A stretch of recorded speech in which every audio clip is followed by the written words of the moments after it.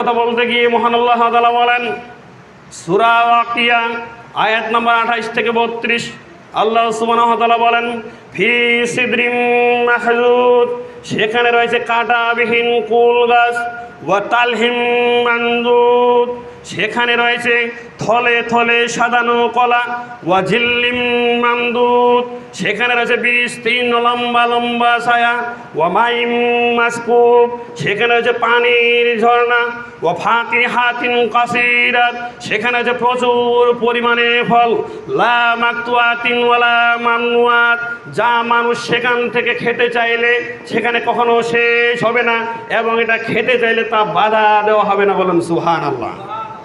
কয়েকটি কথা আল্লাহ তাআলা ঘোষণা দিচ্ছেন। এক, ফি সিদরিম মাহজুদ, সেখানে রয়েছে কাঁটাবিহীন কুল গাছ। কুল গাছ চিনেন আপনারা? কুল কি মানে বড়ই না? সেখানে রয়েছে বড়ই গাছ, কিন্তু কাঁটাবিহীন। এই কাঁটাবিহীন কথাটা কেন বলবো? দুনিয়াতে যে কুল গাছের রয়েছে, বড়ের গাছ রয়েছে, আপনি যদি চান একটি বড়ি আপনি তুলে খাবেন, কিন্তু যখন খাইতে যাবেন ওই কাঁটা কিন্তু আপনার শরীরে ভেদ করতে পারে, কি করে না, আপনাকে কষ্ট দিতে পারে। কিন্তু জান্নাতে যে গাছ আছে, বিশ্বাস করুন এই গাছে কোনো কাঁটা নেই, কারণ মানুষকে কাঁটা ছিদ্র করলে যে শাস্তি দেওয়া হয়, কষ্ট দেওয়া হয়, এই কষ্ট তারা সেখানে পাবে না। বলুন সুবহানাল্লাহ। আপনার যত ইচ্ছা আপনি সেখান থেকে বড়ি পেরে পেরে খাবেন, কিন্তু কাঁটাটাও আপনার শরীরে ছিদ্র হবে না। এটার নামই হচ্ছে জান্নাত। ওয়া তালহিম মামদুদ, সেখানে রয়েছে থলে থলে সাজানো কলা। কলা রয়েছে থলে থলে সাজানো, আপনি যত ইচ্ছা আপনি সেখান থেকে ভক্ষণ করতে পারেন, কোনো বাধা বিপত্তি দেওয়া হবে না। এরপরে আল্লাহ তাআলা বলছেন ওয়া তালিম মামদুদ ওয়া জিল্লিম মামদুদ, সেখানে রয়েছে লম্বা লম্বা বিস্তীর্ণ ছায়া।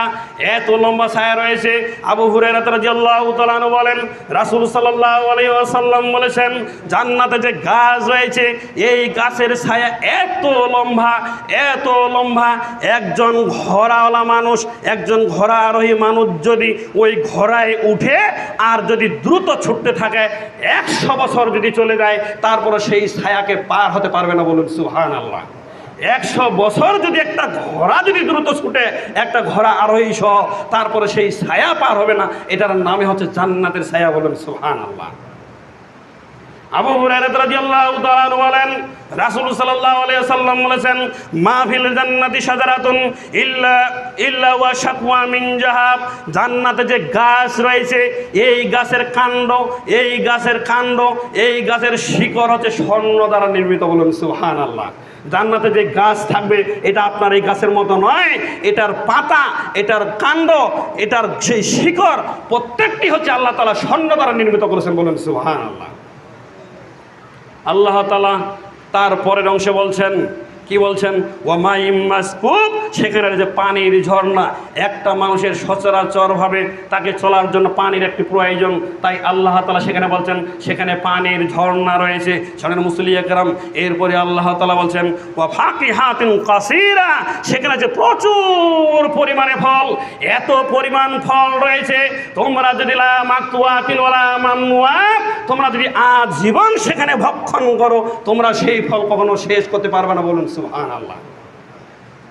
একটু বলি, রাসূল সাল্লাল্লাহু আলাইহি সাল্লাম একদিন সাহাবীদেরকে নিয়ে যখন সূর্যগ্রহণ হচ্ছে ওই মুহূর্তের সাথে সাথে সাহাবীদেরকে নিয়ে তিনি সালাত আদায় করছেন।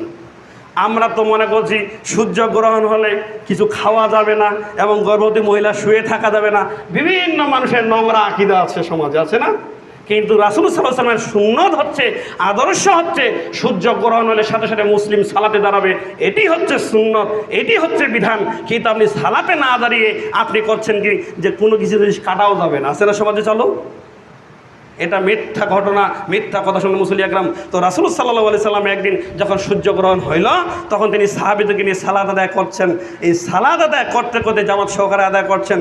তো রাসূল সাল্লাল্লাহু আলাইহি সাল্লাম বলছেন আমি যখন সালাত আদায় করলাম তখন আমাকে জিবরিল আলাইহিস সালাম জান্নাত থেকে একটা আঙ্গুরের থোকা দেখালেন। আঙ্গুরের থোকা আছে না, এই থোকা আমাকে একটু দেখালেন।